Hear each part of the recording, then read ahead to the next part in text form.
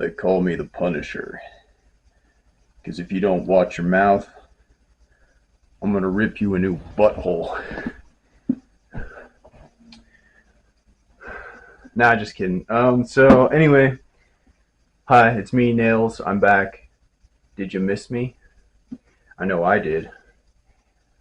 The Alloy of Law, Mistborn Book 4 by Brandon Sanderson came out in 2011.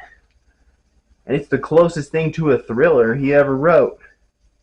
This dude can't write a thriller. The pace is still slow because of the classy wordplay. It's lost on the collective modern Western mindset because they're all low patience, low karma, mashed potato brain people who can't understand good art, mixed with pop culture.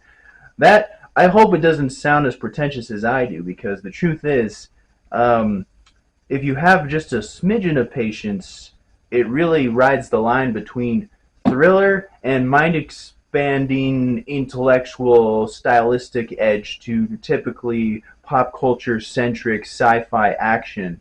And I really like that, especially as it mixes all the genres. You got Western, YA, epic fantasy, heroic fantasy, hope punk, steampunk, sci-fi, action, and it just doesn't take itself quite as seriously as the first Mistborn trilogy, which I love to equal measures, maybe slightly more, for entirely different reasons. Need to reread those soon, by the way. I haven't read them since I flunked out of college about 10 years ago. Anyways, this one, the standouts here, besides everything I just said, is really what it's most memorable for is the mind melding action. Somehow Sanderson has this uncanny genius ability to create laws of physics and put them in a way like set up the rules, the magic systems, and then let them go. And it elicits this epic visuals in your mind's eye. It just it's just so perplexing. I've said this before with other book reviews. It's just so mind blowing to me personally. Of how can a guy envision a fantasy like create his own laws of science and somehow with very small descriptions elicit such epic visuals in my mind. It's like mixing chemicals. This guy really is kind of a wizard genius.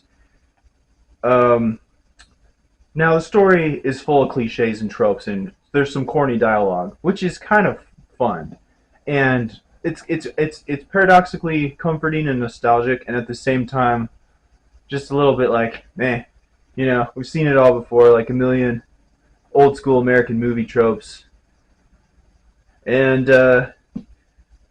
it's very predictable, and so the story is nothing special. This would have made a better movie. Honestly, it felt like a movie script in some ways. So, not the deepest story, but it's fun. And one thing that makes this series better than the first Mistborn trilogy, the characters are just more lively and more fun, and just because more modern. Because it's been, I think, 300 years since ruin and preservation and all that, and the world's evolved, and that's also, so the setting is also fascinating. You've got it juxtaposes, like many good fantasy sci-fi hybrid universes like Dune, for example.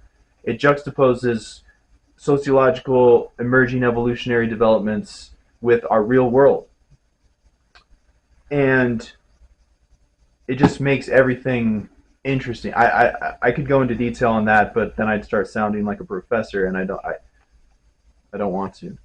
So in any case, I like the characters. It had a very youthful, upbeat energy, good action. It was a fun, interesting world, and some classy heroism, some fun dialogue, also some corny dialogue, and a lot of tropes and predictability in the story. But the just the overall energy and the visuals and the action and the raw coolness is so unique that made up for it and made it memorable. So I give it a for delivering on its promises and just being good overall and fun, and probably a 9 out of 10.